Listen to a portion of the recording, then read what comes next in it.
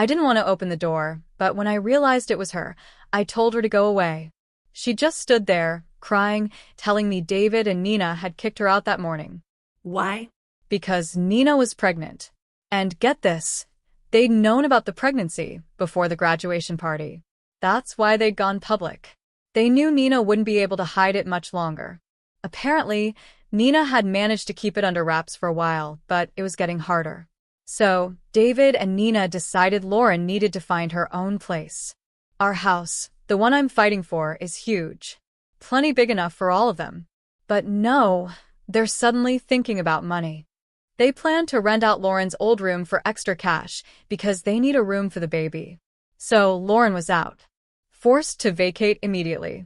It's not surprising they're tight on cash. Nina quit her job.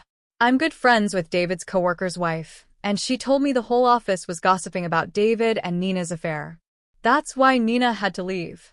David would never admit it, of course, because his higher-ups would frown on it. It's all very hush-hush, but I bet management isn't stupid. They'll figure it out eventually, and David could face action. For now, he's safe, but I know how his mind works. I bet he's already planning how to avoid getting fired.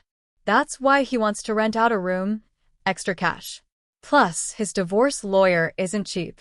He's going to find it extremely difficult to maintain his current lifestyle if he is to pay the alimony and give up the house. And you know what? That's all the more reason for me to make sure it happens. It'll be a small way to make him pay for everything he did. But this isn't just about David. It's about Lauren too. Lauren showing up, crying, begging, that didn't automatically mean forgiveness from me. Not even close. I heard her out at the door, but then I told her to leave. I wanted nothing to do with her. She kept pleading, and honestly, it was hard to keep the door shut. But I knew I had to. If I opened that door, I'd end up helping her, and I'd already been burned once by getting involved with that family. I wasn't going to mess up my life again. I kept telling her to go, but she just wouldn't listen. She whined about how insensitive her dad had been, even after everything she'd done for them.